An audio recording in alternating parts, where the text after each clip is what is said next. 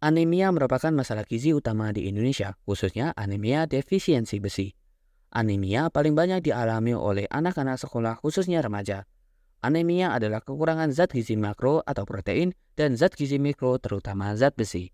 Zat besi adalah salah satu zat yang diperlukan oleh tubuh untuk menghasilkan komponen sel darah merah yang dikenal dengan hemoglobin. Menurut WHO, prevalensi anemia di seluruh dunia berkisar 40-88%. Berdasarkan data Riskesdas tahun 2018, prevalensi anemia di Indonesia mencapai 23,7%. Dari kelompok umur 5-14 tahun sebanyak 26,8% dan 32% terdapat pada kelompok umur 15-24 tahun. Sedangkan sebanyak 84,6% anemia pada ibu hamil terjadi pada kelompok umur 15-24 tahun. Wanita lebih berisiko terkena anemia, terutama pada remaja putri. Remaja putri sangat rentan kekurangan zat besi karena menstruasi, pertumbuhan yang cepat, dan peningkatan kebutuhan zat besi jaringan. Di lain itu, pihak remaja putri merupakan calon ibu yang bila tidak mencukupi kebutuhan Fe di masa remaja akan berdampak di masa selanjutnya. Beberapa faktor yang diduga mempengaruhi status anemia remaja diantaranya yaitu pengetahuan gizi, pengaturan pola makan, dan kepatuhan konsumsi tablet Fe. Akibatnya, konsentrasi belajar menurun, pertumbuhan badan tidak mencapai optimal, menurunkan kemampuan fisik, dan mengakibatkan wajah menjadi pucat. Dampak lainnya yaitu dampak jangka pendek seperti anemia bisa menurunkan daya tahan tubuh penderitanya sehingga mudah terkena penyakit infeksi. Anemia menyebabkan kurangnya oksigen ke sel otot dan sel otak. Ini bisa membuat kebugaran dan ketangkasan berpikir kita menurun, yang tentu saja membuat prestasi belajar dan produktivitas kerja kita jadi ikutan menurun. Sedangkan dampak jangka panjang yaitu dampak anemia pada rematri dan wanita usia subur akan terbawa hingga dia menjadi ibu. Ibu hamil yang menderita anemia bisa mengakibatkan perdarahan sebelum dan saat melahirkan yang dapat mengancam keselamatan ibu dan bayi. Sedangkan bayi yang dikandungnya dapat mengalami pertumbuhan janin terhambat, kelahiran prematur, BBLR, dan gangguan tumbuh kembang anak, diantaranya stunting dan gangguan neurokognitif. Bayi yang lahir dengan cadangan zat besi rendah akan berlanjut menderita anemia pada bayi dan usia dini.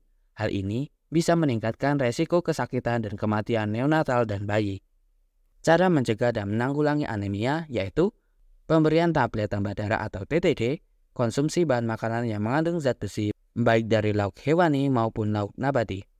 Banyak mengkonsumsi buah-buahan yang mengandung vitamin C. Lalu, mengapa remaja putri harus mengkonsumsi tablet tambah darah?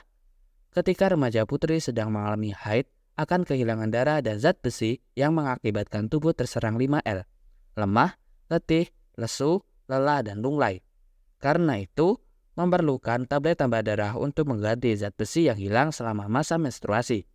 Yang perlu diperhatikan saat mengkonsumsi tablet tambah darah, yaitu konsumsi tablet tambah darah harus menggunakan air putih.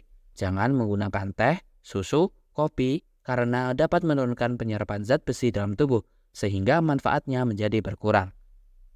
Efek samping konsumsi tablet tambah darah seperti perut terasa tidak enak, mual-mual, susah buang air besar, dan terkadang feses berwarna hitam. Lalu bagaimana ketika kita mengalami efek samping dari minum TTD? Jangan khawatir, bila terasa perih di ulu hati, mual, serta tinja berwarna kehitaman, kondisi ini akan berkurang karena tubuh sudah menyesuaikan. Untuk mengurangi gejalanya, yaitu dengan jangan konsumsi saat perut kosong, imbangi dengan makan makanan dengan gizi seimbang, hindari konsumsi TTD bersama dengan obat asam lambung. Pemerintah Indonesia telah melakukan beberapa gerakan untuk menanggulangi terjadinya tingginya angka anemia pada remaja putri, yaitu yang salah satunya adalah gerakan aksi bergizi. Bertujuan untuk meningkatkan kesadaran kita tentang pemenuhan gizi bagi remaja meliputi aktivitas fisik, makan bersama, dan konsumsi tablet tambah darah bagi remaja putri. Gerakan ini terbukti efektif dalam peningkatan pengetahuan mengenai gizi sebelum dan sesudah intervensi.